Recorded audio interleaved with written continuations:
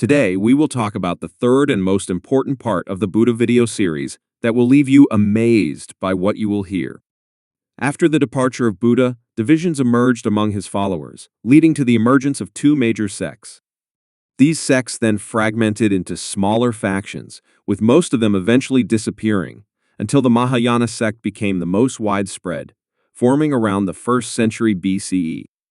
Within Mahayana Buddhism, the concept of bodhisattva appeared.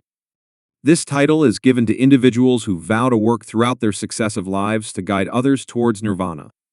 This led Buddhist missionaries to spread the teachings, with prominent priests emerging. The idea of awaiting the next savior, who would appear at the end of the current age, also emerged. This savior, named Maitreya, is believed to reinvigorate the call to enlightenment as Buddha did before. New concepts about the destiny of Buddha also arose. Some believed that he did not pass into an upper world, leaving them without communication, but rather transitioned to a heavenly realm to bring happiness to beings. Thus, he became akin to a deity whom they approached through prayers and offerings. In the 3rd century BCE, the Indian emperor Ashoka Maurya embraced Buddhism, making it the official religion of his kingdom instead of Hinduism. Buddhism then spread strongly to Sri Lanka, Nepal, Myanmar, Thailand, Vietnam, Bhutan, Cambodia, and Korea. However, it later faded in India in favor of Hinduism and Islam. In China, Buddhism faced challenges due to the presence of Confucianism, which emphasized strengthening familial and social ties under state authority. Buddhism, on the other hand, was more like a rebellious movement encouraging youth to seek individual salvation through isolation. Despite authorities' efforts against it, Buddhism spread among the Chinese because it provided answers to existential questions that they couldn't find in their local religions. Nevertheless, Buddhism intertwined with Chinese Taoism, giving rise to the Chan sect, which later transitioned to Japan in the 13th century AD, evolving into Zen Buddhism there.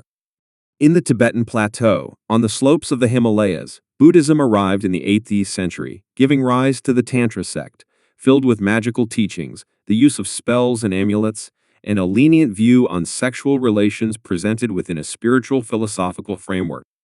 Desires like these are to be restrained in authentic Buddhism. In the West, the discovery of Buddhism was delayed until the 13th century and remained surrounded by misconceptions and myths. Academics began studying and translating its texts in the 18th century. With the increasing European interest in the supernatural and magic in the 19th century, along with the rapid spread of secret societies and esoteric groups, Western interest in Hinduism and Buddhism grew, especially under British colonization of India. Additionally, the migration of around 500,000 Buddhists from East Asia to the United States, the emerging industrial power, fueled this interest.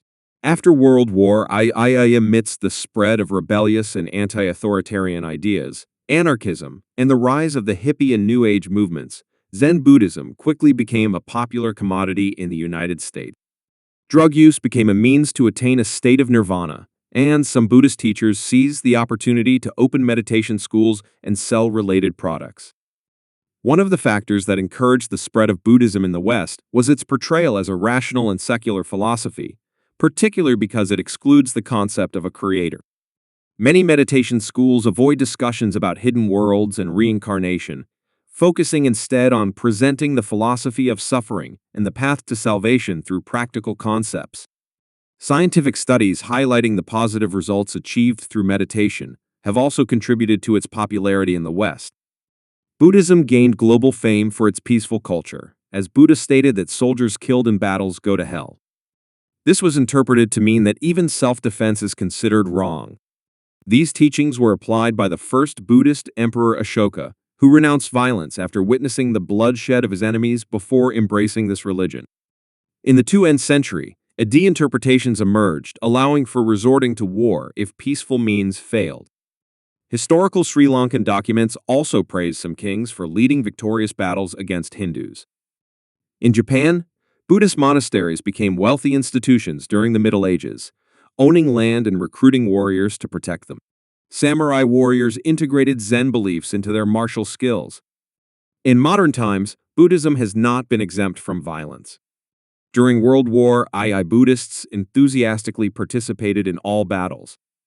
They also took part in the Korean War in the 1960s. In the 1970s, voices of Buddhist priests in Thailand and elsewhere rose to advocate for the extermination of communists. In Myanmar, opposition leader Aung San Suu Kyi received the Nobel Peace Prize in 1991 and became a global symbol of nonviolence. Her supporters, including Buddhist monks, challenged the ruling military council during the Saffron Revolution in 2007. However, after Suu Kyi came to power, the world was shocked by her silence and implicit support for some monks inciting violence against the Rohingya Muslim minority. Since 1999, the nationalist Buddhist movement 969 has been leading bloody violence against the Rohingya in the Rakhine state of Myanmar.